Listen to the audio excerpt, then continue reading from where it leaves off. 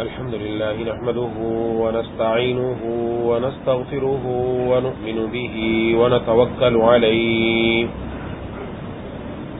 ونعوذ بالله من شرور أنفسنا ومن سيئات أعمالنا من يهده الله فلا مضل له ومن يضلله فلا هادي له ونشهد أن لا إله إلا الله وحده لا شريك له ونشهد أن سيدنا ومولانا محمدا عبده ورسوله صلى الله تعالى على خير خلقه محمد وعلى آله وأصحابه ومن تبعهم بإحسان إلى يوم القيامة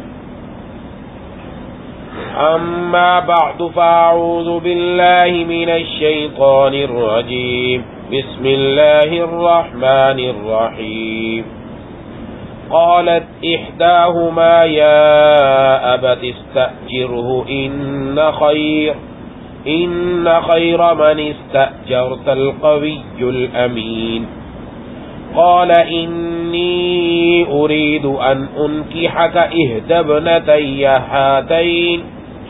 هاتين على أن تأجرني 8 حجج فإن أتممت 10 فمن عندك وما أريد أن أشق عليك ستجدني إن شاء الله من الصالحين قال ذلك بيني وبينك أيما الأجلين قضيت فلا عدوان علي والله على ما نقول وكيل صدق الله العظيم.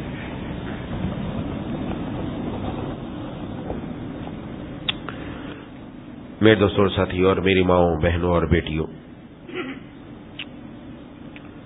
سورۃ القصص کی آیات پر بیان ہو رہا ہے. اس میں اللہ تبارک و تعالی نے حضرت موسیٰ علیہ السلام کا واقعہ بڑی تفصیل سے بیان فرمایا. آج 3 آیات تلاوت کی. ان میں اللہ تبارک و تعالی نے اسی واقعے کو مزید آگے بیان فرماتے ہوئے فرمایا قالت احداہما یا ابت استأجرہ. ان دونوں عورتوں میں سے ایک نے کہا ابا جان آپ ان کو اجرت پر کوئی کام دے دیجئے. ان خیر من استأجرت القوی الامین. آپ کسی سے اجرت پر کام لیں تو اس کے لیے بہترین شخص وہ ہے جو طاقتور بھی ہو، امانت دار بھی ہو. قال انی اريد ان انکحک احدی ابنتی. تو ان کے والد نے کہا کہ میں چاہتا ہوں اپنی 2 لڑکیوں میں سے ایک سے تمہارا نکاح کر دوں. علی ان تأجرنی 8 حجج. بشرطے کہ تم 8 سال تک اجرت پر میرے پاس کام کرو. فإن أتممت 10 فمن عندك. اور اگر تم 10 سال پورے کرو یہ تو تمہارا اپنا فیصلہ ہوگا. وما أريد أن أشق عليك. اور میرا کوئی ارادہ نہیں کہ میں تم پر مشقت ڈالوں. ستجدنی انشاء اللہ من الصالحین. انشاءاللہ تم مجھے ان لوگوں میں سے پاؤ گے جو بھلائی کا معاملہ کرتے. قال ذلك بینی وبینک. حضرت موسیٰ علیہ السلام نے فرمایا یہ بات میرے اور آپ کے درمیان طے ہو گئی. ایم الاجلین قضیت فلا عدوان علی. دونوں مدتوں میں سے جو بھی میں پوری کر دوں تو مجھ پر کوئی زیادتی نہ ہوگی. واللہ علی ما نقول وکیل. اور جو بات ہم کہہ رہے ہیں اللہ اس کا رکھوالا ہے. حضرت موسیٰ علیہ السلام جب حضرت شعیب علیہ السلام کے پاس گھر پر تشریف لے آئے تو اب گھر میں ایک مرد کی ضرورت تھی جو بکریاں بھی چرائے، گھر کے کام کاج بھی دیکھے، کیونکہ ان بچیوں کے والد بوڑھے ہو چکے تھے.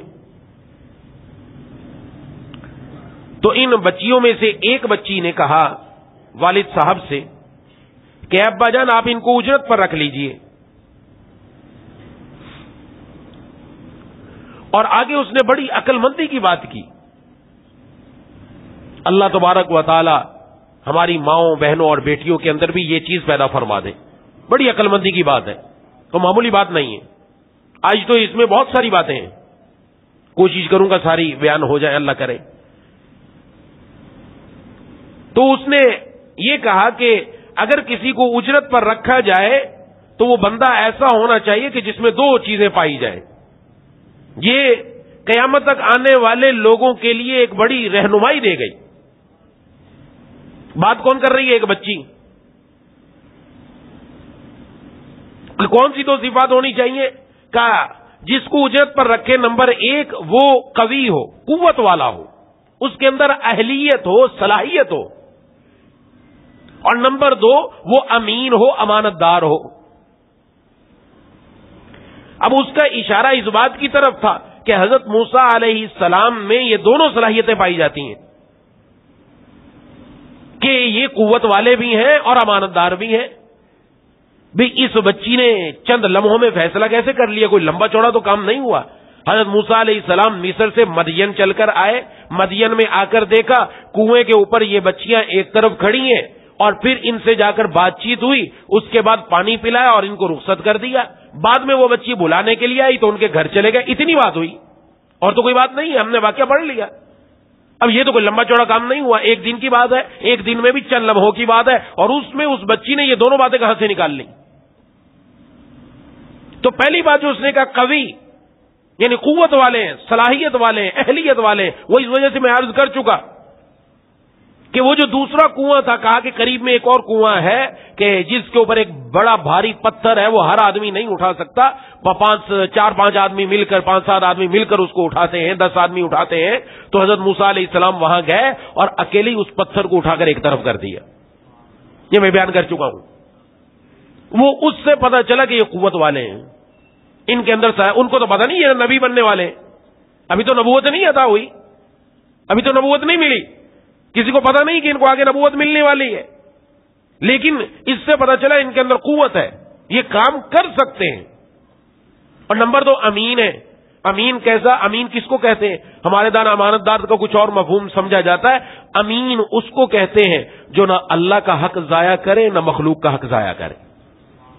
کافر کبھی امین نہیں ہو سکتا, یاد رکھیے گا, اس پر بہت باتیں ہیں. کافر امین نہیں ہو سکتا. کیوں؟ وہ اللہ کا حق ضائع کر رہا ہے. جو اللہ کا حق بھی ضائع نہ کرے اور مخلوق کا حق بھی ضائع نہ کرے, یہ امین ہے. تو انہوں نے کیسے پہچانا امین ہے؟ امین ایسے پہچانا کہ ان کو پیچھے کر دیا کہ تم مجھے راستہ بتاتی ہوئی آؤ, اور نظریں اٹھا کر ان کی طرف دیکھا ہی نہیں. یہ امانت دار ہے, یہ خیانت نہیں کرے گا. یہ گھر کی عزت ہوتی ہے. گھر میں اگر ملازم رکھنا ہے, گھر میں نوکر رکھنا ہے, اس کے اندر یہ صلاحیت ہو.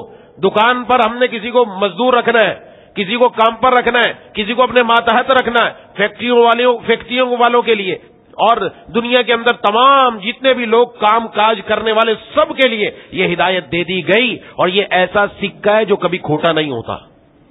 یہ ایسا سکہ جو کبھی کھوٹا نہیں ہوتا. ہر انسان اپنے اندر یہ 2 چیزیں پیدا کر لے, اپنے اندر, اپنی اولاد کے اندر. ایک اس کے اندر کام کی صلاحیت پیدا کر دے, اس کے اندر اہلیت پیدا کر دے. ہم نے رکھنا تو گھر پہ ڈرائیور ہے اور چوکیدار کو رکھ لے.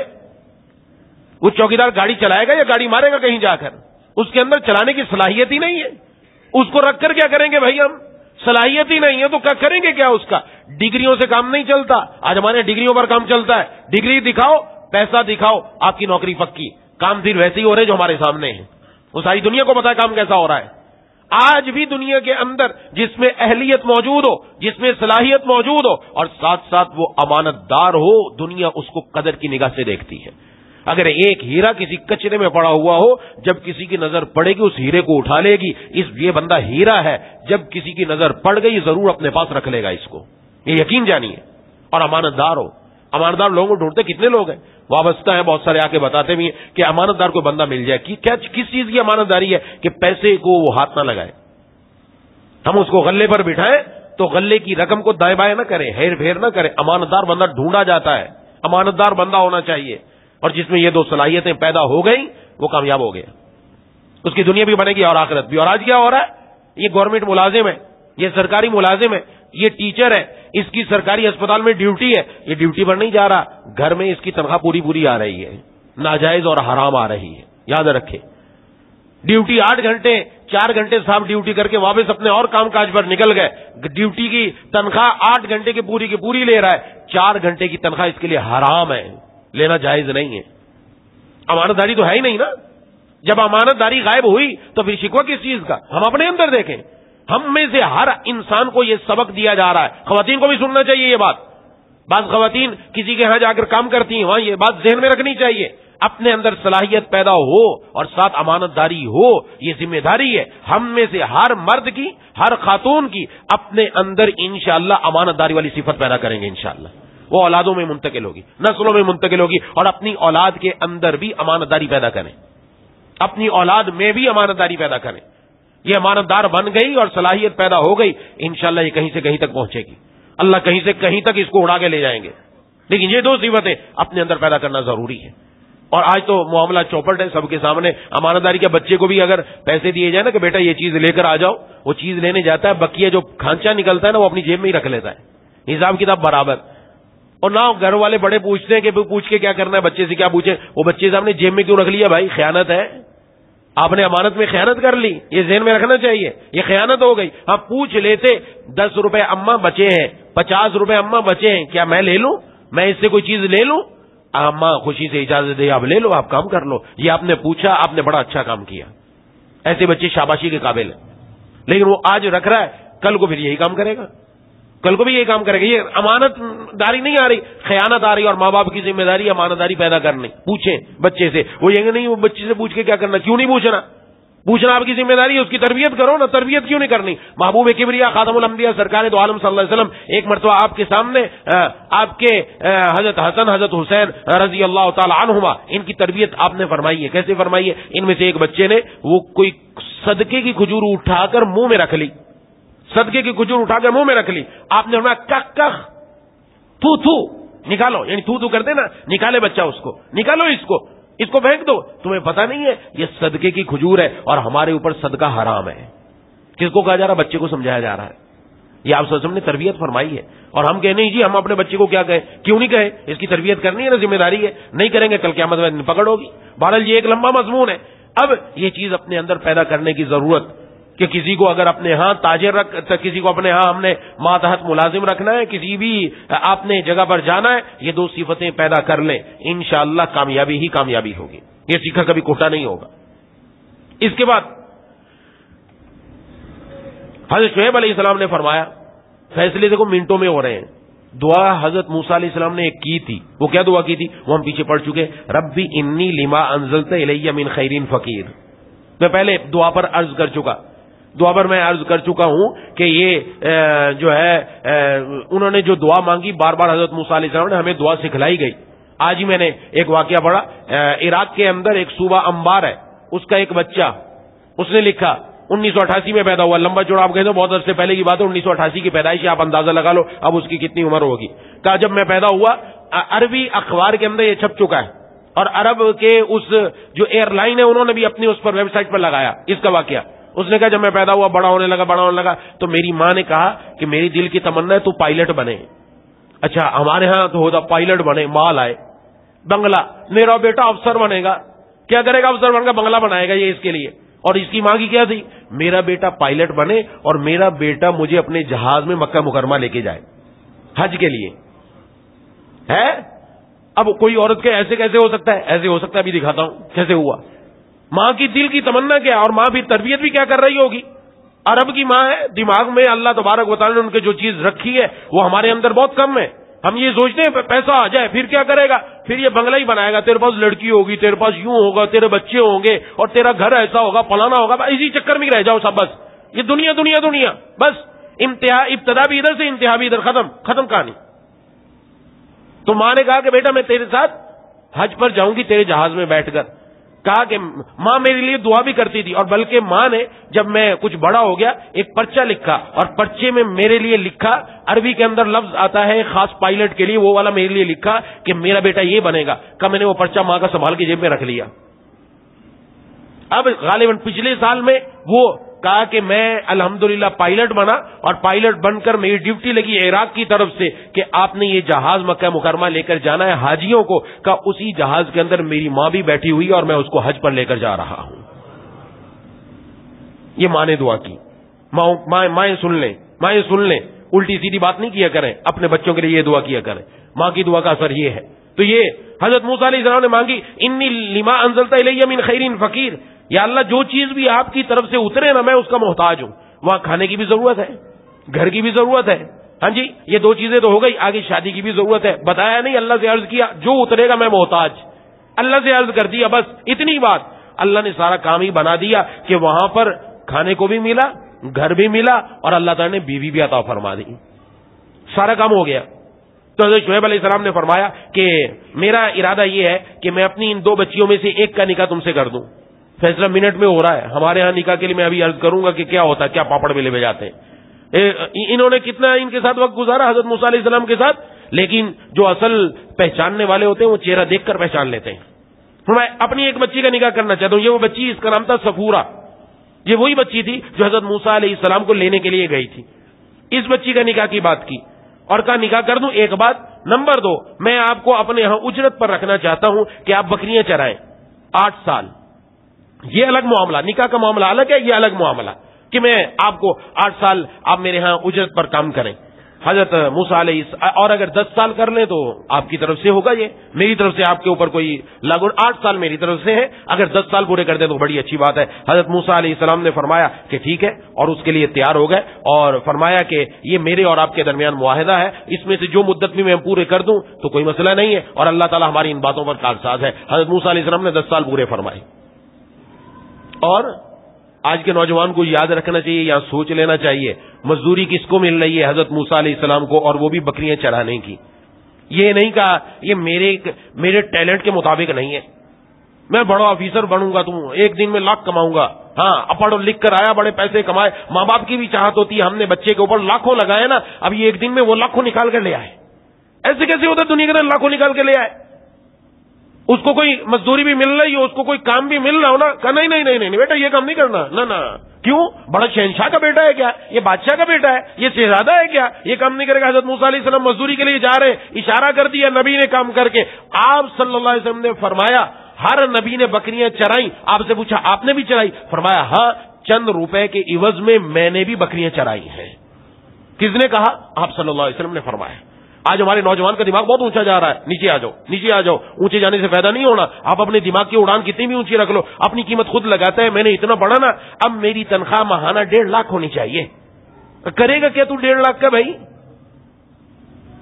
روٹی تو وہی 2 کھانی ہے صبح شام، لیکن بس کیا کریں، یہ اپنے آپ کو بہت اونچا کر لیا. نیچے لے آؤ، نیچے آ کر کام کرو، انشاءاللہ بہت کام بنے گا. نیچے رہو.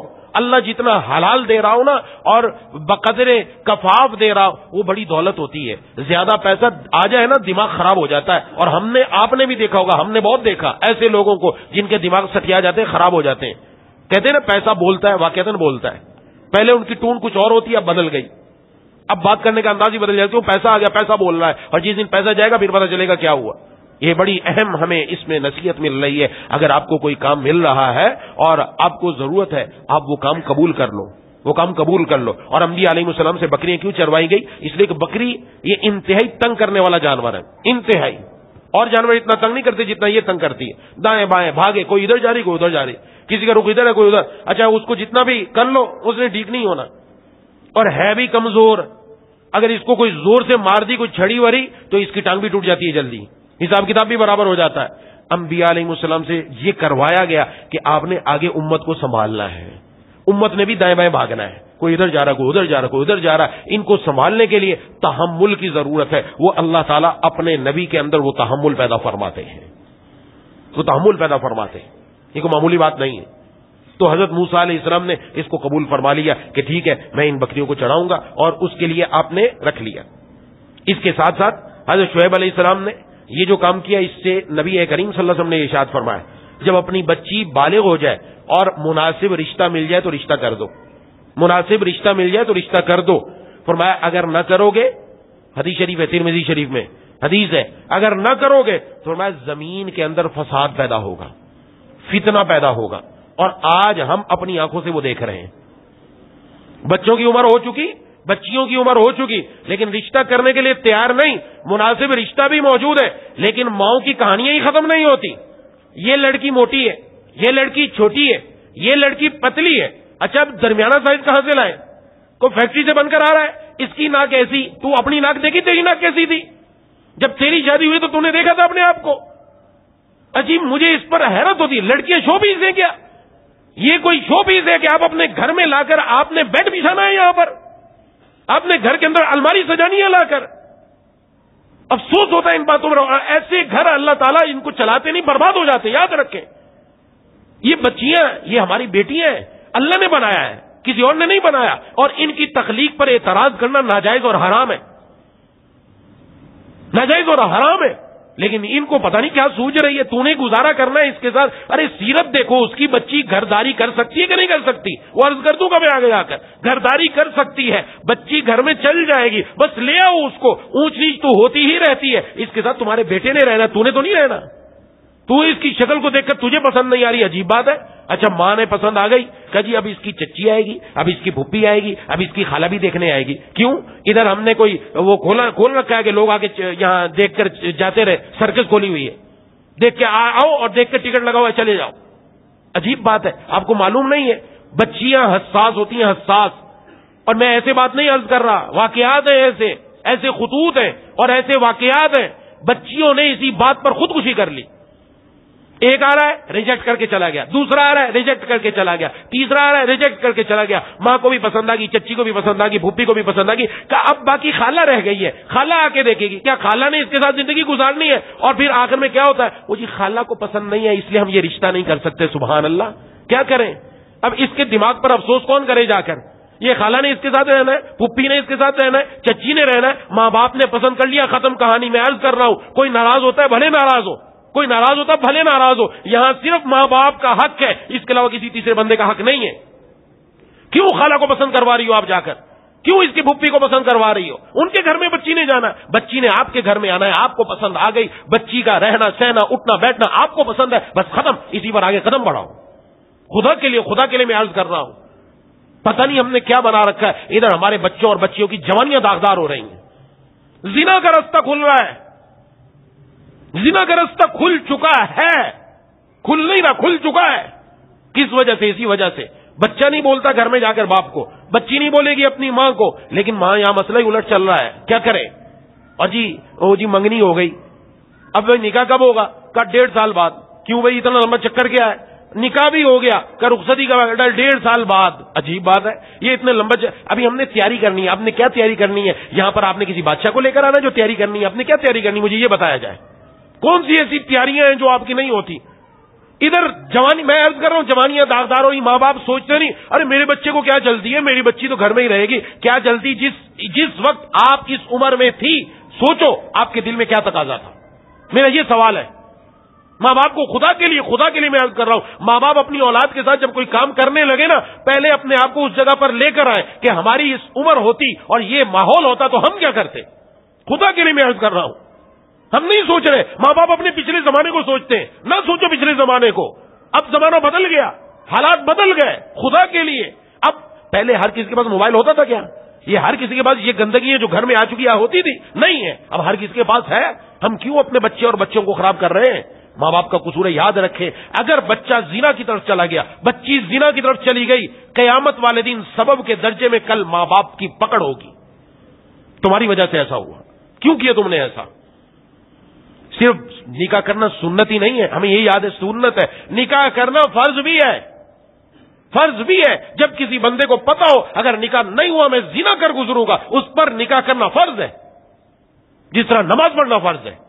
نہیں کرے گا حرام کے اندر مبتلا ہوگا، گناہگار ہوگا، خود بھی ماں باپ بھی گناہگار ہوں گے۔ خدا کے لیے میں عرض کر رہا ہوں، ایسا نہ کریں، ایسا نہ کریں، اپنی بچیوں کو شوپیس نہ بنائیں، قرآن نے ہمیں بتایا ہے, حضور نے ہمیں بتایا طریقہ کیا ہے, ہم نے کس طرح کرنا. شیخ الحدیث حضرت مولانا زکریا رحمۃ اللہ علیہ نے تو عجیب بات ارشاد فرمایا کہ میں نے اپنے اولاد کی, پوتوں کی, نواسیوں کی میں نے تقریباً فرمایا 17 نکاح کیے, لیکن اب تک مجھے اس کا نہیں پتا چلا کہ 2 رکعت پڑھنا آسان ہے یا نکاح کرنا آسان ہے. سبحان اللہ.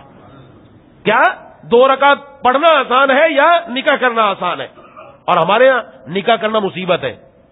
لاکھوں چاہیے, لاکھوں چاہیے. مگر میں اپنے ارمان پورے کروں گی, تو اپنی شادی پہ کر لیتی نا, اب بچے کی شادی پہ کیوں مصیبت پڑا رکھی ہے؟ بس یہ ان کو سمجھ میں نہیں آئے گی. عورتوں کو خدا کے لیے سمجھے مائیں کس طرف جا رہی ہیں آپ. ویسے تو مصلے پر بیٹھ کے تسبیح پڑھ رہی ہو, بیٹا آپ کا کہاں غلط جا رہا ہے, بیٹی آپ کی کہاں جا رہی ہے, آپ کو سوچنا چاہیے. کل جو ہوگا پھر اس کو دیکھنا پڑے گا. خدا کے لیے سوچیں کہ میں اپنے ارمان پورے کرنے, وہ کیسے ارمان پورے ہوں گے؟ اس کے لیے بینکیوٹ چاہیے, لاکھوں چاہیے, لاکھوں میں شادیاں ہوتی ہیں, اور لاکھوں میں شادیاں ہوتی ہیں. انہی لاکھوں کے اندر اگر سادگی سے شادی کر لی جاتی تو گھر کسی اور کا بھی بس جاتا, کوئی 2-4 ہاتھ اور بھی پیلے ہو جاتے. لیکن نہیں, اس کو نہیں دیکھنا. ہاں, ہم نے اپنا اسٹیٹس بڑا اونچا رکھا ہے, ہم بڑی چیز ہیں. اور بچے دیکھتے ہیں نا, بچے بھی یہ کہتے ہیں آپس میں گزرتا رہتا ہوں, سنتا رہتا ہوں, دائیں بائیں بچے آپس میں بات کر رہے ہوتے, کہا ارے اس نے جو شادی کی نا, میری جب شادی ہوگی تو دیکھنا, اس نے تو کیا کیا, میں جو کروں گا. ایسے گھوڑے اور گھوڑیاں آئیں گی نا, دیکھنا بھاگنا آسان ہو جائے گا. نکل لیں گے ایک طرف سے, پتہ نہیں کیا مجھے یہ گھوڑیاں آ رہی ہیں, گھوڑے آ رہے ہیں, اور یہ بگی میں بیٹھ کے جائے گا. کیا کرنا ہے, تو نواب کا بچہ ہے کیا؟ میری تو سمجھ سے باہر ہے. یہ بڑی بڑی پجاروں آ رہی, کیا کرے گا بھائی؟ تو نے یہاں سے اٹھ کے صرف حال تک جانا, اتنا لمبا کرایہ دے گا, ضرورت ہی کیا ہے؟ اپنی کار تھی, ضرورت کی تھی, جتنی اللہ نے آپ کو وسعت دی اس میں بیٹھ کے چلے جاتے, کو مصیبت تھی. آپ اس پر پھول بھی لگا لیتے, اجازت ہے آپ کو, تھوڑا سا پھول لگا لو, کوئی مسئلہ ہے. لیکن یہ نہ یہ حضرت بڑی شہنشاہ ہے, شہزادے ہیں. اور پھر ان کی شادی کتنے دن چلتی ہے, کبھی دیکھا ہے آپ نے کتنے دن شادیاں چلی ہیں؟ یہ تو آپ کو زیادہ معلوم نہیں, ہمارے پاس آتا ہے سارا حساب کتاب, ہمارے پاس آتا ہے حساب کتاب. اور اب چکر چل رہا ہے, اب کیا کرنا ہے, طلاقوں کی نوبت ہے. جتنی اب طلاقیں ہو رہی ہیں, آج سے پہلے اتنی طلاقیں نہیں ہوتی تھی. جتنے اب خلا کے کیس ہیں, آج سے پہلے اتنے نہیں. آپ عدالتوں میں چلے جائیں, 99% عدالتوں کے اندر خلا کے کیس چل رہے ہیں. 99% بلا مبالغہ عرض کر رہا ہوں. ہمارے پاس دارالفتہ میں نماز, روزے, زکات, حج, بڑے لمبے یہ عبادات ہیں, کوئی مسئلہ نہیں آئے گا. طلاق کا مسئلہ آئے گا, دوا کے طلاق کے مسئلے, طلاق کے مسئلے, بس یہی ہو رہا ہے, اور کچھ نہیں ہو رہا. کیوں؟ اس لیے کہ جس خوشی کے اندر اپنے اللہ کو ناراض کر دیا, وہ خوشی ہمیشہ نہیں رہ سکتی. اللہ کو ناراض کر دیا, کیسے کام بنے گا؟ اس میں خدا کے لیے سمجھنا چاہیے. شادی سادگی سے بھی, ہم یہ نہیں کہتے مال نہیں دیکھو, کوئی سمجھے جی مال نہ دیکھو, ہم یہ بھی نہیں کہتے خوبصورتی نہ دیکھو, ہم یہ نہیں کہتے, دین نہ یہ کہتا ہے کہ ناپسند کے ساتھ شادی کرو. نہیں, پسند کے ساتھ شادی کرو, طریقہ ہے, طریقہ کار بتا دیا جائے گا. ایسا نہیں ہے مال نہ دیکھو اور یہ بھی نہ دیکھو, حسب نسب بھی نہ دیکھو. لیکن صرف یہی نہیں کہ مال ہی کی بنیاد پر شادیاں ہو رہی ہیں, حسب نسب کی بنیاد پر شادیاں ہو رہی ہیں. حسن اور جمال, گال دیکھا, بال دیکھا, مر گیا, اس کے پیچھے میں نے شادی کرنی ہے تو یہی کرنی ہے. گھر میں لایا, گھر میں داخل ہوتی ہے, اس کی گالیوں کی بچھاڑ آتی ہے. ایسے واقعات. ابے تبے سے بات کرتی, وہی نوجوان آتا ہے آ کر کہتا ہے کہ ابے تبے سے میری بیوی میرے ساتھ بات کرتی, عزت نہیں کرتی, میرے ماں باپ کی عزت نہیں کرتی. ارے آپ نے کب ماں باپ کی عزت کی تھی؟ آپ بھی تو اپنی مرضی سے اٹھا کے لائے نا اس کو. آج یہی نتیجہ نکل رہا ہے کہ میں دوزخ میں پھنسا ہوا ہوں, نہ اس کو چھوڑ سکتا ہوں نہ رکھ سکتا ہوں. میں ایسے نہیں باتیں کرتا, یہ واقعات ہیں, نہ چھوڑ سکتا ہوں. ابے آپ نے تو اس کا حسن دیکھا نا, بس اس کی سیرت تو دیکھی نہیں, اس کے اندر اخلاق کیسے ہیں, یہ بچی کیسی ہے. اس لیے بچیوں سے بھی میں عرض کر رہا ہوں, بچوں سے بھی عرض کر رہا ہوں جن کی شادی نہیں ہوئی, آپ نے اپنے لیے اپنا ساتھی ڈھونڈنا ہے زندگی کا. شریعت نے اصول بتایا اس کا. سب سے پہلی چیز کیا؟ حضور نے فرمایا دین دیکھو, دین. اور اگر کہیں دین مل جائے تو بس اس کو پکڑ لو. دین پر پہلے میں عرض کروں گا, دین دیکھو. دین میں دیکھنا کیا ہے؟ یہ نہیں دیکھنا یہ میری دنیا کی بیوی ہے. مردوں نے کوئی لڑکا اپنے لیے بیوی پسند کرنا چاہتا ہے, یہ دیکھو یہ کل قیامت والے دن بھی میرا ساتھی بنے گی, یہ کل قیامت کا میرا ساتھی ہے. عورت نے دیکھنا ہے, بچیوں نے دیکھنا ہے, یہ دیکھو میرا شوہر کل قیامت والے دن میرا ساتھی ہے. ساتھی کیسا ہے؟ جنت میں بھی جانے کا اہل ہے کہ نہیں ہے؟ اس کے بعد جنت میں جانے کی چابی بھی ہے کہ نہیں ہے؟ کافروں سے بچیاں شادی کر رہی ہیں, کافروں سے, قادیانیوں سے, نعوذ باللہ, ایسے لوگوں سے جن کا ایمان نہیں, ان سے شادیاں ہو رہی ہیں اور ہمیں پرواہ ہی نہیں. بچی کی پسند ہو گئی, چلی گئی ادھر. یہ تیرا قیامت کے دن کیسے ساتھی بنے گا؟ یہ تو اس کے بعد چابی نہیں ہے جنت میں جانے کی. جنت میں جانے کی چابی ایمان ہے، کلمہ ہے، لا الہ الا اللہ محمد رسول اللہ. یہ چابی اس کے پاس پائی گئی کہ نہیں پائی گئی؟ خدا کے لیے یہ تو دیکھے، کم از کم یہ تو دیکھ لے کہ اس کے اندر ایمان بھی ہے کہ نہیں ہے. نمبر 1 یہ پہلی دین میں سب سے پہلی بات یہ آتی ہے. اور نمبر 2 اب ہم جو تھوڑا دین کی طرف آتے ہیں تو ہم کہتے ہیں بچہ ایسا ملے 100% دین پر چلنے والا ہو، بڑا پرفیکٹ ہو. تو ہم کتنے پرفیکٹ ہیں ذرا دکھاؤ. دنیا کے اندر انبیاء معصوم ہے، انبیاء سے گناہ نہیں ہو سکتا. حضرات صحابہ اکرام رضوان اللہ اجمعین محفوظ ہے. اس کے علاوہ جتنے لوگ ہیں ان سے گناہ ہو سکتا ہے، عام بندے سے بھی گناہ ہو سکتا ہے. آپ 100% پرفیکٹ کبھی پرفیکٹ نہیں نظر آئے گا. ہم خود پرفیکٹ نہیں تو باقی کیسے کوئی پرفیکٹ نظر آئے گا بھائی؟ گناہ ہو سکتے ہیں. ہاں یہ دیکھو اس میں خوبیاں زیادہ ہوں، خوبیاں زیادہ ہوں. بس یہ دیکھو غلطیاں ہوتی ہیں، ہر انسان میں ہوتی ہیں، غلطیاں ہوتی ہیں، لیکن خوبیاں زیادہ ہو. اس کے ساتھ ساتھ وہ کسی گناہ کبیرہ کا مرتکب نہ ہو، علیہ اعلان گناہ کبیرہ نہ کرتا ہو. شرابیں پی رہا ہے، شرابی ہے، اس کے ساتھ اپنی بچی کو نہ دو. کتنی خواتین ایسی ہیں جن کا شادی کر دی، ان کا شوہر شرابی ہے، لیکن وہ صرف اپنے ماں باپ کی عزت کی خاطر وہاں خاموشی سے زندگی گزار رہے ہیں. صرف اس وجہ سے شرابی ہے. 1 روپیہ نہیں دیتا، 1 روپیہ نہیں دیتا. بچے ہو گئے، بچوں کے لیے بھی خرچہ دینے کے لیے تیار نہیں کہ کہیں سے مرضی لے تو لا، تیرے بچے میرے نہیں. نعوذ باللہ. شرابی، جوا کھیلنے والا، پیسہ اڑا کے آ جائے گا سارا، کچھ بھی نہیں لائے گا گھر میں. ایسے بندے کے ساتھ ہرگز شادی نہ کی جائے. بتا رہا ہوں ہرگز شادی نہ کی جائے. دیکھو تو صحیح ہے اٹھتا بیٹھتا کہاں ہے. اس لیے یہ دین سب سے پہلی بنیاد ہے، اس کو سامنے رکھے. اور اگر اس کو رکھا آگے کی زندگی آسان ہو جائے گی دینداری کی وجہ سے. اب مال بھی دیکھنا ہے، بچے کے اندر مال بھی دیکھنا ہے. مال اتنا ہو اپنا اور اپنی بیوی کا گزارا کر سکتا، اتنا مال ہو. یہ نہیں کہ بڑا کمانے والا جی اس کے پاس تو اس کے 2 لاکھ روپے اس کی تنخواہ آتی ہے، تو 2 لاکھ کیا کریں گے ہم؟ جب وہ 2 لاکھ ختم ہو گیا تو اس کے بعد جھگڑے شروع نا مال کی بنیاد پر جب معاملات ہوں گے.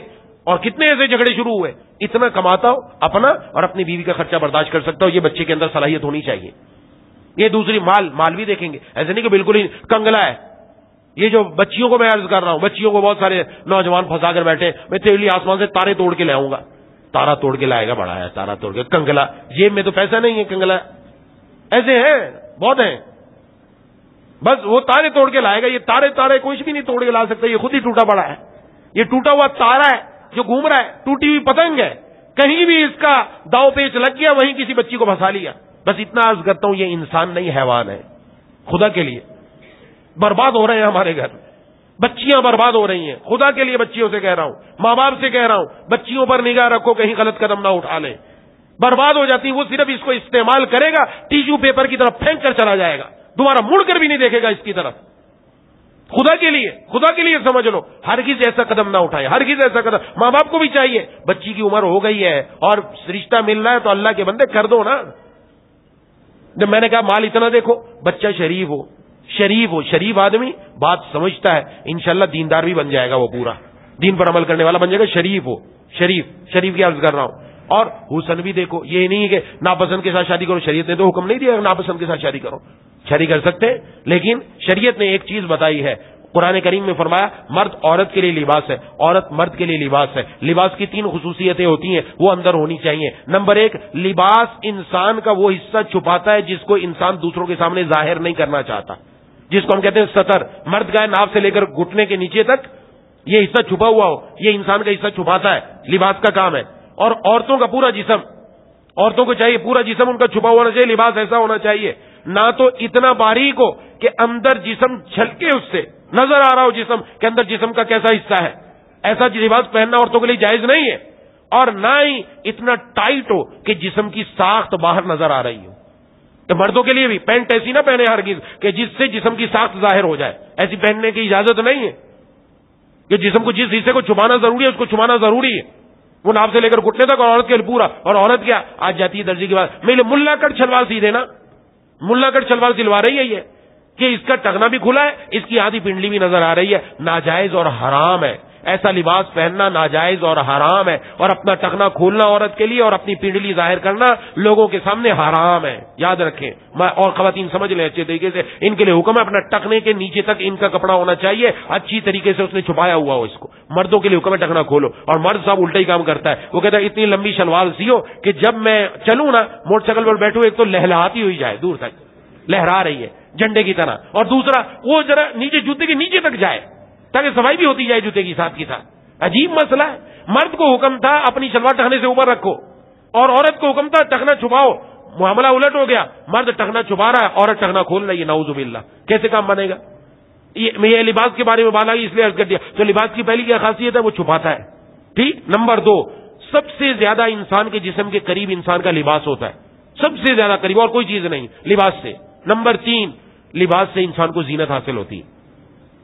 اب مرد و عورت کے اندر یہ چیز دیکھ لے کہ مرد و عورت نمبر 1 لباس کی خاصیت کہ بیوی شوہر کا عیب چھپانے والی, شوہر بیوی کا عیب چھپانے والا.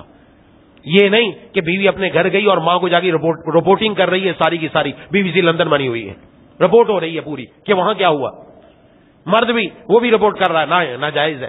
کمرے کی بات کمرے میں رہنی چاہیے, باہر نکالنا حرام ہے.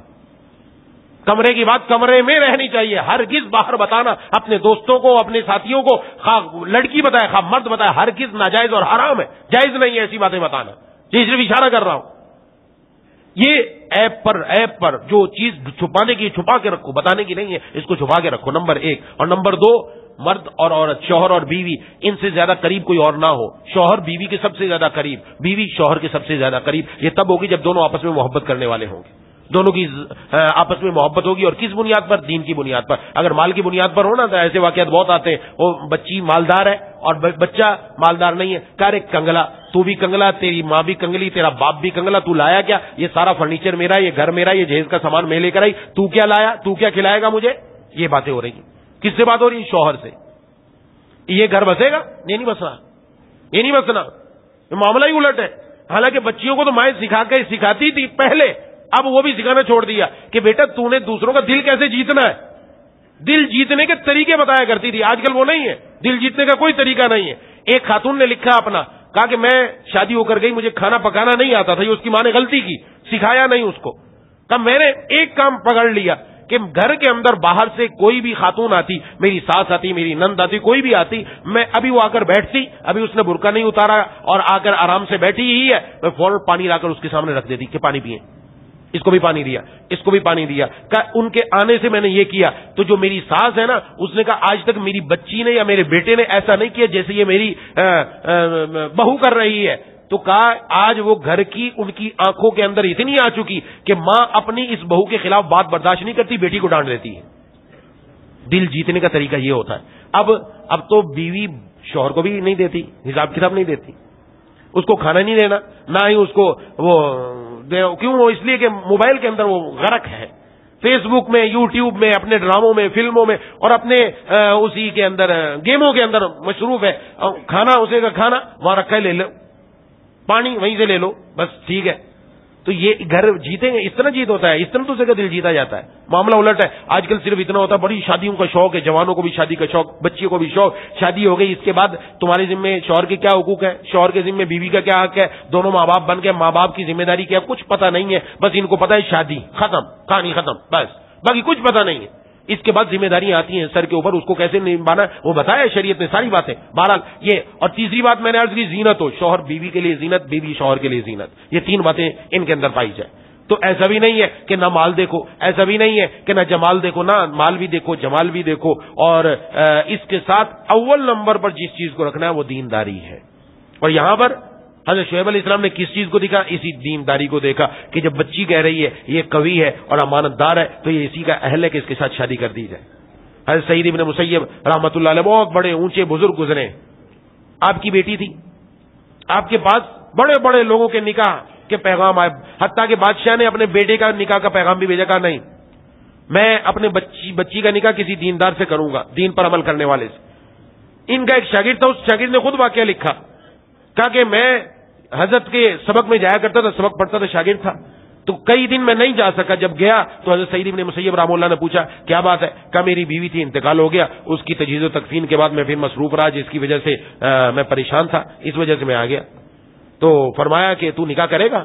کہ میں کیسے نکاح کروں گا, میرے پاس کوئی پیسہ ویسا بھی نہیں ہے, کوئی مجھے کون لڑکی دے گا, حساب کتاب نہیں ہے. فرمایا کہ اگر سعید ابن مسیب اپنی بیٹی کا نکاح کر دے تیرے سے, ہاں جس کے پاس کس کے بادشاہوں کی بیٹیوں کے آئے, یہ شاگرد ہے اور شاگرد کو پہچانتے کہ بچہ کیسا ہے. تو کہا کہ حضرت آپ کی بیٹی، میرے پاس کچھ نہیں. میں تو بتا تو راضی ہے کہ نہیں ہے؟ کہا راضی ہوں. بندے بلائے، وہیں بیٹھے بیٹھے نکاح کر دیا. ہو گیا نکاح. لمبا چوڑا کام ہے کیا؟ ایسے ہی بتایا حضور نے بھی، ایسے ہی بتایا. حضرت عبد الرحمن ابن عوف رضی اللہ تعالیٰ نے شادی کر لی. آپ صلی اللہ علیہ وسلم کو پتہ نہیں ہے. حضرت عبد الرحمن ابن عوف عشرہ مبشرہ میں سے ہیں. خوشخبری سنائی ہے حضور صلی اللہ علیہ وسلم نے ان کو. آپ بتائیں کہ یہ کتنے قریب ہوں گے حضور کے. حضور کو پتہ نہیں ہے کہ حضرت عبد الرحمن کی شادی ہو گئی. اور ہمارے یہاں ارے تو نے اپنی شادی بھی نہیں بلایا. یہ عورتوں میں بڑا چکر ہے، مردوں کو بھی اسی پر ابھارتی ہیں. فلانا نہیں آیا، ٹمکانا نہیں آیا، لڑ اس سے جا کر ایسی کی تیسی بجا دے جا کے اس کی. ارے ہو کیا گیا ہے؟ یہ سننے کی باتیں ہم کیوں آتے ہیں؟ عمل کرنے کے لیے عمل کرو. حضرت عبد الرحمن بن عوف کے وہ کپڑے پر ایک خوشبو لگی ہوئی تھی، وہ خوشبو عام طور پر عورتوں کو لگائی جاتی تھی.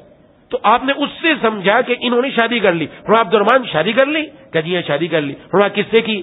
کنواری سے یا شادی شدہ سے؟ جو پہلے اس کا کوئی شوہر انتقال کر گیا. کہ جی شادی شدہ عورت تھی، اس کا شوہر انتقال کر گیا، اس سے کی. کنواری سے کیوں نہیں کی؟ کہ اس لیے کہ میری بہنیں تھیں، چھوٹی چھوٹی بہنیں تھیں. میں نے کہا ان کے اوپر ایسی عورت لے کے آؤں جو سمجھدار ہو، تاکہ وہ میری بہنوں کو بھی تربیت کر سکے. سبحان اللہ. کیا ان کے ذہن ہے؟ کہاں تک بات جا رہا ہوں؟ ہمارے یہاں تو مصیبت ہی ہے. ہم تو کسی اور ہی چکر میں رہتے ہیں. دماغ پتہ نہیں کہاں سویا ہوا ہے. وہ چونکہ گند دیکھتے رہتے ہیں نا، تو گند بھرا پڑا دماغ میں، یا کچھ اور ہے. حضور صلی اللہ علیہ وسلم نے یہ نہیں کہا عبد الرحمن تو نے مجھے شادی بھی نہیں بلایا. ہاں جی، کسی بھی حدیث لے کر آ جاؤ، کہیں لکھا ہو کہ انہوں نے کہا تو نے کیوں نہیں بلایا مجھے، میرے تو اتنا قریب تھا. نہیں، بلکہ ان کو دعا دی کہ اللہ تبارک و تعالیٰ تمہارے اس جوڑے میں برکت عطا فرمائے. یہ شادی اس طریقے سے ہوتی ہے. تو سعید ابن مسیب رحمہ اللہ نے وہیں بیٹھے بیٹھے شادی کر دی. کہ میں چلا گیا. اس دن روزہ تھا. کہا میرا، میں روزہ افطار کیا. افطار کرنے کے بعد نماز پڑھ کے مسجد سے گھر آ گیا. گھر میں پہنچا تو تھوڑی دیر بعد دروازہ بجا. تو میں نے پوچھا کون؟ کہا سعید. کہ میں حیران رہ گیا کہ سعید تو میرا کوئی دوست نہیں ہے، یہ کون بندہ ہے؟ ایک ہی ہے، میرے استاد ہیں سعید ابن مسیب رحمۃ اللہ علیہ. ایک ہی استاد ہے حضرت سعید ابن مسیب. وہ تو یا تو گھر میں ہوتے ہیں یا مسجد میں ہوتے ہیں، اس کے علاوہ تیسری جگہ نہیں آتے. یہاں کیوں آئے؟ کہ میں نے کھولا تو استاد ہی سامنے کھڑے ہیں. سعید ابن مسیب رحمۃ اللہ علیہ سامنے کھڑے تھے. کہا کہ السلام علیکم. میں نے کہا آپ مجھے بتا دیتے میں آ جاتا. میں نہیں، تجھے آنے کی ضرورت نہیں تھی. میں نے کہا میں نے آج تیرا نکاح کر دیا، آج کی رات بھی تو بیوی کے بغیر کیوں گزارے؟ جب پیچھے ہٹے تو پیچھے اپنی بچی کو لے کے آئے تھے. کہا لے جا اپنی بیوی کو اپنے گھر کے اندر. کہ میں چھت پہ چڑھا، جا کے اعلان کیا کہ سعید ابن مسیب نے اپنی بچی کے ساتھ میرا نکاح کر دیا. میری ماں نے پھر کہا ابھی صبر کر، ابھی 2-3 دن صبر کر، ابھی ہم اس کو تیار کریں گے، اس کے بعد پھر تیرے پاس آئے گی. تو بہرحال حضرت سعید ابن مسیب رحمۃ اللہ نے اس طرح نکاح کیا.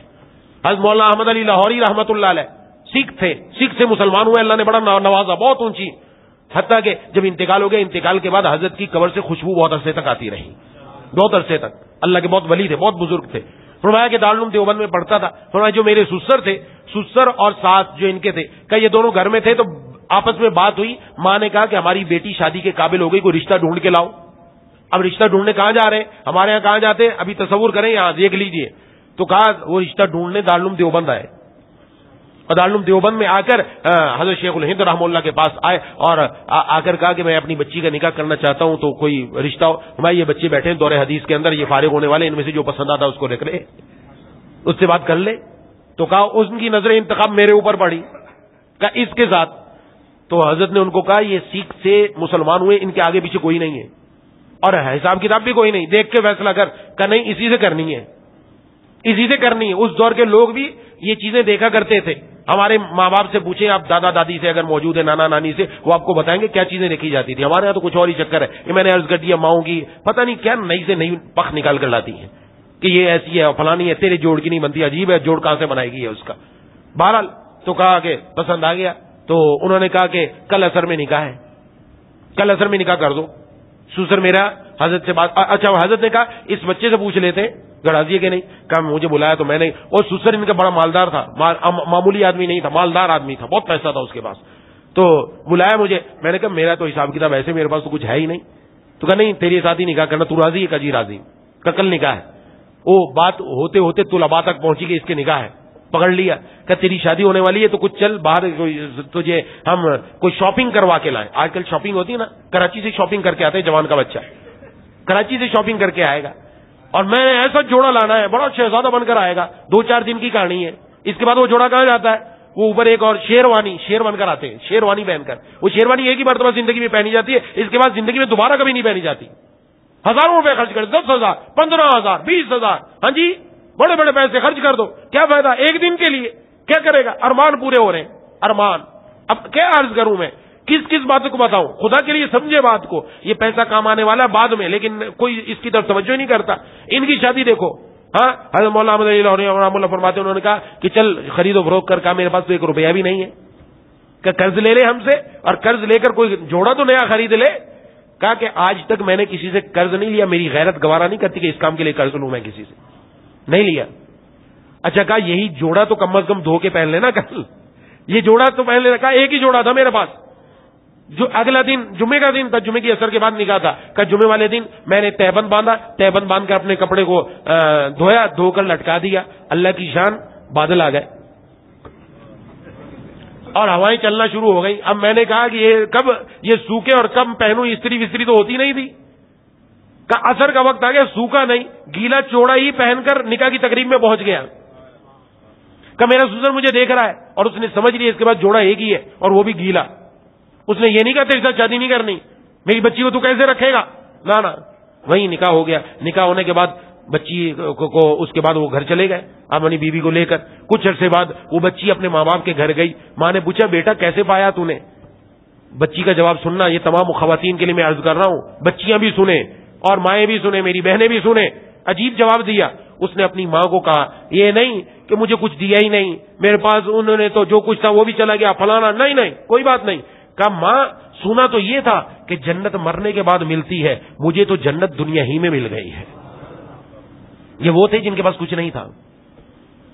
اور ہماری مائیں بہنیں بیٹیاں اور نوجوانوں کے دماغوں میں یہ پیسہ پیسہ پیسہ پیسہ. ہاں جی، اس کے بغیر کام نہیں بنتا. تو جب نہیں ہوتا تو پھر اس کے بعد ہوتا کیا ہے؟ وہ سب کے سامنے داغدار ہو رہی ہیں جوانیاں. خدا کے لیے ماؤں کی ذمہ داری، والد کی ذمہ داری، گھر والوں کی ذمہ داری، بڑوں کی ذمہ داری. جب عمر ہو جائے خدا کے لیے شادی کر دو، خدا کے لیے شادی کر دو. یہ جو بتایا گیا، یہ میں نے پہلے بار عرض کر رہا ہوں کہ قرآن کریم کو واقعات کی کتاب نہیں ہے. یہ واقعات میرے اور آپ کے لیے ہدایت کا ذریعہ ہے. ان سے ہدایت حاصل کی جائے کہ حضرت شعیب علیہ السلام کو جب رشتہ مناسب مل گیا تو اس کے مطابق اپنی بچی کا رشتہ کرنے کے لیے تیار ہو گئے، اور اس میں کوئی لمبا چوڑا کام ہی نہیں ہے. اور ہمارے ہاں پتہ نہیں کتنے لمبے چوڑے کام ہے. منگنیوں پر پتہ نہیں کیا کچھ خرچ ہوتا ہے، اس کے بعد آگے شادیوں پر کیا کچھ خرچ ہوتا ہے. وہ نہ جانے یہ ساری چیزیں جب تک پوری نہ ہو جائے ہمارا کام نہیں بنتا.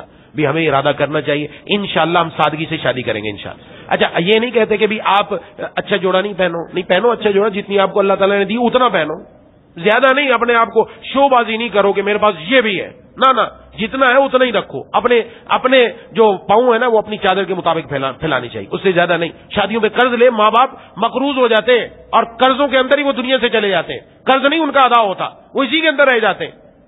تو ایسا نہیں کہا جا رہا. شادی کا مطلب آپ یہ سمجھے کہ نہیں جی کوئی نہ ہے. نہیں، آپ آئے جی ہم اچھا جی وہ بچے کے 10 ماموں ہیں، 8 چچا ہیں اور 9 پھوپھیاں ہیں اور اس کی طرف خالہ ہیں. ان کے کپڑے بھی آنے چاہیے. ہوتا ہے ایسا کہ نہیں؟ وہ لڑکی بھی دے رہا ہے، اس کے ساتھ ایک بیگ مزید بھر کر پورا. یہ اس کی خالوں کا ہے، یہ اس کی پھوپھیوں کا ہے، یہ اس کے ماموں کا ہے، یہ اس کے چچا کا ہے، اور یہ شوہر صاحب کے بھائیوں کا ہے، یہ اس کی ماں کا ہے، یہ اس کی بہنوں کا ہے. واہ واہ واہ واہ. ہم مانگنے والی قوم بن گئے، ہم تو دینے والے تھے. حضور نے فرمایا تم تو دو، الید العلیٰ خیر من الید السفلیٰ، اوپر والا ہاتھ نیچے والے ہاتھ سے بہتر ہے. ہم تو خرچ کرنے والے تھے، کب سے ہم مانگنے والے بن گئے کہ لے آؤ لے آؤ لے آؤ. عجیب، ایک بچی دے رہا ہے، اپنا لختے جگر دے رہا ہے، اپنا دل کا ٹکڑا دے رہا ہے، اس کے ساتھ اتنا مال بھی آنا چاہیے. یہ کون سی طریقہ ہے؟ یہ کون سی ترتیب ہے؟ اگر آپ نہیں لیں گے تو کون سی قیامت ٹوٹے گی؟ ماموں ناراض ہوتا ہے بھلے ناراض ہو، چچا ناراض ہوتا ہے بھلے ناراض ہو، آپ اپنا گھر تو سنبھالو. خدا کے لیے سمجھے یہ کہاں سے لے کر آئے ہم؟ اتنا سامان بھی لے کر آئے وہ ساتھ. باقی تو الگ جہیز کا سسٹم الگ ہے، دوسرا سسٹم الگ ہے. اور اگر بیٹا اور باپ دونوں دین پر چل رہے ہیں اور تیار ہو گئے کہ ہم سادگی کے ساتھ نکاح کریں گے، سادگی کے ساتھ نکاح ہو گیا، بچی کو گھر میں لے آئے اور خود ہی جہیز کا سارا سامان خود تیار کر لیا، گھر میں بیڈ بھی بنایا اور اپنا کمرہ بھی سجا لیا، سب کچھ کر لیا. اب جب یہ باپ اور بیٹا گھر پہ نہیں ہوتے تو جو ماں ہے نا وہ اس کے دماغ میں ڈالتی رہتی ہے، ارے تو کنگلی، تو کچھ بھی نہیں لے کے آئی، سارا ہم نے بنایا، تیرا باپ بھی کنگلا، تیری ماں بھی کنگلی. اور ایسا واقعات ہے میرے سامنے، ایسے نہیں بتا رہا، ایسا واقعات ہے کہ بچیوں نے اس کی وجہ سے بھی خودکشی کر لی. سن کر پیچھے سے ماں اس کو ہمیشہ یہی ٹوکتی رہے گی، تو کیا لائی تو کیا لائی تو کیا لائی. عجیب. میں نے یہ کہ ہم مانگنے والے بن گئے. اللہ نے دیا ہے، ارے اللہ نے دیا ہے، دو آگے، نہ کہ مانگنے والے بن جاؤ. کہ دیکھیں کون کون کیا کیا لایا ہے، لایا نہیں، اپنے آپ میں دیکھو اللہ نے ہمیں بڑا بنایا ہے، ہم دینے والے ہیں، ہم نے اپنا ہاتھ اوپر رکھنا ہے، ہم دینے والے بنیں گے انشاءاللہ۔ ہم کسی یہ نہیں پوچھیں گے تو کیوں نہیں لائی کوئی مسئلہ نہیں، ہم بنا کر دیں گے انشاءاللہ، جتنی استطاعت ہوگی اتنا کریں گے انشاءاللہ، کوئی مسئلہ نہیں ہے۔ لیکن عجیب مسئلہ ہے، تو بہرحال یہ بات اپنے ذہن میں رکھنا ضروری ہے، اور مردوں کو بھی چاہیے۔ بچیوں کا اللہ تعالیٰ نے بچیوں کی وجہ سے بہت سارے ماشاءاللہ یہاں موجود ہیں اور خواتین بھی موجود ہیں، جب گھر میں بیٹی پیدا ہوتی ہے نا، بیٹے پر رزق میں اتنی برکت نہیں ہوتی جتنی بیٹی کی وجہ سے اللہ برکت عطا فرماتے ہیں، یہ سب نے دیکھا ہے۔ یہ ایسی بات نہیں ہے جو میں الگ کر رہا ہوں کہ یہ کسی نہیں، اللہ تعالیٰ کرتے ہیں۔ جب بیٹی آتی ہے اپنا رزق لے کر آتی ہے، اور جب آپ اپنے گھر میں کسی بچی کو لے کر آئیں گے نا بیاہ کر، تو بسا اوقات اس بچی کے ساتھ رزق اتنا آتا ہے کہ پورے خاندان کے لیے کافی ہو جاتا ہے۔ یہ میں نے اپنی آنکھوں سے دیکھا، وہ گھر والوں پر اللہ تبارک و تعالیٰ کی طرف سے رحمتوں کی برسات ہو جاتی ہے۔ اس لیے ان چکروں میں نہیں، اصل چیز یہ ہے جو بیان کر دی گئی، جب بچے کا رشتہ مل جائے مناسب، رشتہ کر دو، بچی کا مل جائے رشتہ کر دو، دیر نہ کرو، ورنہ حضور صلی اللہ علیہ وسلم کی حدیث ہے فتنہ پیدا ہوگا، فساد پیدا ہوگا، اور وہ ہمارے سامنے ہے۔ اور پھر یہ جو رات منائی جائے گی، یہ جو 31 دسمبر کی رات اگلے دن 1 جنوری آنی ہے، اس کے اندر یہی غلغفڑا ہوتا ہے نا، اور کیا ہوتا ہے؟ کیوں ہماری نوجوان نسل اس طرف جا رہی ہے؟ ہمیں یہ سوچنا چاہیے، اس لیے جا رہی ہے ان کے لیے حلال راستے کا انتظام ہو۔ جب حلال راستے کا انتظام نہیں ہوتا تو حرام کی طرف جاتے ہیں، اور پھر جب حرام کی طرف جاتے ہیں، حرام کی طرف اتنا جاتے ہیں کہ پھر حلال رشتے کے بعد بھی وہ حرام کی طرف رہتے ہیں۔ نعوذ باللہ نعوذ باللہ، اللہ محفوظ فرمائے۔ اللہ تعالیٰ ان سب باتوں کو سمجھنے کی، ان پر عمل کرنے کی توفیق عطا فرمائے۔ وآخر دعوانا ان الحمدللہ رب العالمین۔ بسم اللہ الرحمن الرحیم، الحمدللہ رب العالمین، الرحمن الرحیم، مالک یوم الدین، ایاک نعبد و ایاک نستعین، اهدنا الصراط المستقیم، صراط الذين أنعمت عليهم غير المغضوب عليهم ولا الضالين، اللهم صل على سيدنا مولانا محمد وعلى آل سيدنا مولانا محمد وبارك وسلم۔ ربنا اغفر لنا ذنوبنا وكفر عنا سيئاتنا وتوفنا مع الأبرار، ربنا لا تزغ قلوبنا بعد إذ هديتنا وهب لنا من لدنك رحمة إنك أنت الوهاب۔ مولا کریم الہ العالمین، اے ارحم الراحمین، یا ذی الجلال والاکرام، یا اللہ یا ارحم الراحمین، ہمارے والدین کی، بیوی بچوں کی، بہن بھائیوں کی، دوستوں احباب کی، تمام رشتہ داروں کی، اہل پاکستان کی، پوری امت مسلمہ کی مغفرت فرما دیجیے۔ مولا کریم الہ العالمین ہم سب کو معاف فرما دیجیے، ہماری سیرت اور صورت کو اپنے پیار کے قابل بنا لیجیے۔ مولا کریم الہ العالمین اے ارحم الراحمین ہمارے گھروں میں بھی دین کو زندہ فرما دیجیے، ہمارے گھروں میں بھی یا اللہ مسجدوں والا ماحول بنا دیجیے۔ یا اللہ ہم میں سے جن کے والدین یا جن کے بہن بھائی یا جن کی بیوی بچے دین پر نہیں ہیں، یا الہ العالمین اور جو لوگ دین پر نہیں ہیں رشتہ داروں میں سے، یا اللہ سب کے دلوں کو دین کی طرف پھیر دیجیے۔ مولا کریم دین کی اہمیت سمجھنے کی توفیق عطا فرما، اپنے محبوب سرکار دو عالم صلی اللہ علیہ وسلم کی سنتوں کو زندہ کرنے والا بنا۔ یا اللہ ہمیں اپنی شادی، اپنی غمی اپنے محبوب صلی اللہ علیہ وسلم کے طریقے کے مطابق کرنے کی توفیق عطا فرما۔ مولا کریم الہ العالمین اے ارحم الراحمین یا ذی الجلال والاکرام، یا اللہ یا ارحم الراحمین یہ دنیا کی چکا چوند، یہ دنیا کی رنگینیاں، یہ دنیا کی خوشنمائیاں، یا اللہ یہ ہماری آنکھوں میں آ کر ہمارے دلوں کو یا اللہ دنیا غافل کر رہی ہے۔ مولا کریم الہ العالمین اے ارحم الراحمین اس دنیا کی رنگینی اور چکا چوند کو ایک طرف رکھ کر یا اللہ ہمارے دلوں میں اپنی اشد محبت عطا فرما دے۔ یا اللہ ہمارے دلوں پر جو پردہ پڑ چکا اس دنیا کی وجہ سے، اس پردے کو اتار کر اس دنیا کی صحیح حقیقت ہمارے دل میں اتار دیجیے۔ مولا کریم الہ العالمین اے ارحم الراحمین ہماری ترجیح، پہلی ترجیح دین کو بنا دیجیے، قرآن کو بنا دیجیے، اپنے نبی صلی اللہ علیہ وسلم کی سنت کو بنا دیجیے۔ مولا کریم الہ العالمین اے ارحم الراحمین ہم میں سے جو بیمار ہے، گھروں میں جو بیمار ہے، دوستوں احباب میں جو بیمار ہے، جن نے بیماروں کے لیے دعا کے لیے کہا یا کہنا چاہتے نہیں کہہ سکے، یا امید رکھتے ہیں یا پیغام پہنچا نہ پہنچ سکا، سب کو شفائے کاملہ عاجلہ مستمر عطا فرما۔ ایک بھائی ہیں ان کے لیے صبح بھی دعا کرائی تھی، کافی تشویشناک حالت ہے ان کی۔ مولا کریم الہ العالمین اے ارحم الراحمین آپ کی ذات قادر ہے، مولا کریم آپ کی ذات قادر ہے، آپ تو کن فرمائے سب کام بن جاتے ہیں۔ یا اللہ یا الہ العالمین یا ارحم الراحمین اس ساتھی کو، اس بھائی کو یا الہ العالمین یا ارحم الراحمین یا ذی الجلال والاکرام یا اللہ اپنے صحت کے خزانوں سے، صحت کی دولت سے مالا مال فرما دیجیے۔ یا اللہ اس تشویشناک حالت سے ان کو نکال کر یا اللہ ان کو خوب صحت اور قوت عطا فرما دیجیے۔ مولا کریم الہ العالمین اے ارحم الراحمین یا ذی الجلال والاکرام یا اللہ ہمارے جتنے اعز و اقربا، جتنے ہمارے پیارے ماں باپ، بہن بھائی، دوستوں احباب کوئی بھی دنیا سے جا چکا، ان کی قبروں کو نور سے منور فرما دیجیے، جنت الفردوس میں جگہ عطا فرما دیجیے۔ مولا کریم ہم سب کو اپنے پیار کے قابل بنا لیجیے۔ مولا کریم الہ العالمین ہم سب کو مرنے سے پہلے موت کی تیاری کرنے کی توفیق عطا فرما۔ جو باتیں ہم نے کی، جو سنی، یا اللہ میرے کہنے میں، سب کے سننے میں اخلاص پیدا فرما دیجیے، ہم سب کو مل کر اس پر عمل کرنے والا بنا دے۔ مولا کریم ایک ایک قدم دین کی طرف مزید آگے بڑھانے کی توفیق عطا فرما۔ یا اللہ گناہوں سے، دنیا سے ایک ایک قدم پیچھے ہٹانے کی توفیق عطا فرما۔ مولا کریم الہ العالمین اے ارحم الراحمین یا ذل جلال والاکرام نکاح کو آسان کرنے کی توفیق عطا فرما۔ مولا کریم ہمارے بچے اور بچیاں جو شادیوں کے قابل ہو چکے ہیں، یا اللہ ان کے جوڑ کے رشتے نصیب فرما۔ یا اللہ ان کی جلد از جلد آپس کے اندر شادیاں کروا کر یا اللہ عفت اور پاک دامنی کے ساتھ زندگی گزارنے کی توفیق عطا فرما۔ مولا کریم الہ العالمین ہم سب کو عفیف اور پاک دامنی کے ساتھ زندگی گزارنے والا بنا۔ اے الہ العالمین اے ارحم الراحمین یا ذل جلال والاکرام اے ارحم الراحمین، آپ کے محبوب سرکار دو عالم صلی اللہ علیہ وسلم نے فرمایا جو مجھے زبان کی ضمانت دے اور اپنی شرمگاہ کی ضمانت دے، میں اسے جنت کی ضمانت دیتا ہوں۔ یا اللہ ہمیں اپنی زبان اور شرمگاہ کی حفاظت کرنے کی توفیق عطا فرما۔ مولا کریم الہ العالمین اے ارحم الراحمین یا ذل جلال والاکرام یا اللہ یا ارحم الراحمین، جتنی دنیا کی گمراہ کن ایجنسیاں آج وہ پوری دنیا کے گمراہ کن لوگ مسلمانوں کے اوپر نظریں جمائے ہوئے، ہماری نوجوان نسل پر یا اللہ ان کے ایمان پر ڈاکہ ڈالنے والے، بچیوں کے ایمان پر ڈاکہ ڈالنے والے، مولا کریم الہ العالمین ان سب سے ہم سب کے ایمان کی، ہماری اولادوں کی ایمان کی، ہمارے نسلوں کی ایمان کی، ہمارے قیامت تک آنے والی اولاد کی ایمان کی حفاظت فرما دیجیے۔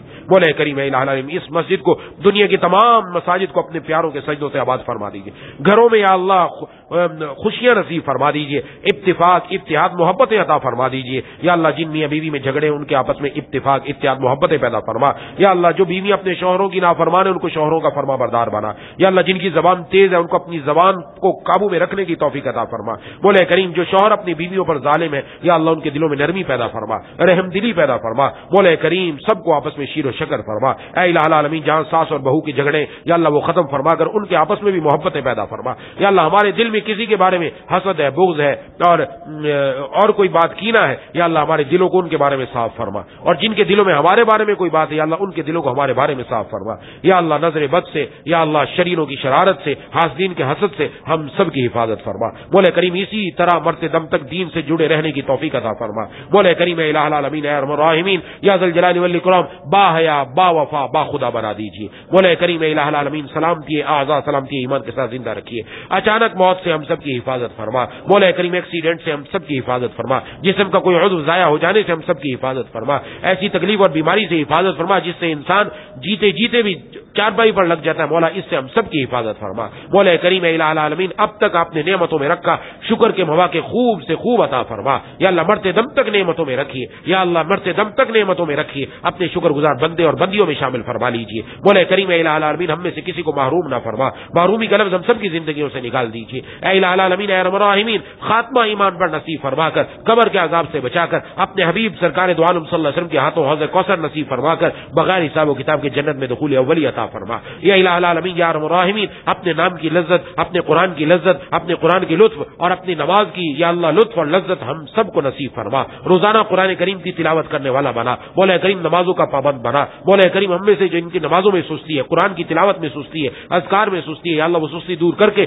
چستی میں تبدیل فرما دیجیے۔ مولا کریم اے الہ العالمین اے ارحم الراحمین جیسا آپ چاہتے ہیں ویسا ہم سب کو بنا دیجیے۔ اے الہ العالمین اے ارحم الراحمین یا ذل جلال والاکرام جتنے ساتھی یہاں مجھ سمیت موجود ہیں، جتنی خواتین موجود ہیں، ہم سب کے دلوں میں جتنی جائز تمنا پوری فرما دیجیے۔ اے الہ العالمین اے ارحم الراحمین یا ذل جلال والاکرام مولا کریم اے الہ العالمین اے ارحم الراحمین یا ذل جلال والاکرام جو مقصد وہ بھی عطا فرما، جو مانگنا چاہیے تھا نہیں مانگا بغیر مانگے عطا فرما۔ یا حلیم یا کریم یا واسع المغفرہ، یا حلیم یا کریم یا واسع المغفرہ، یا حلیم یا کریم یا واسع المغفرہ، یا ارحم الراحمین یا ارحم الراحمین یا ارحم الراحمین۔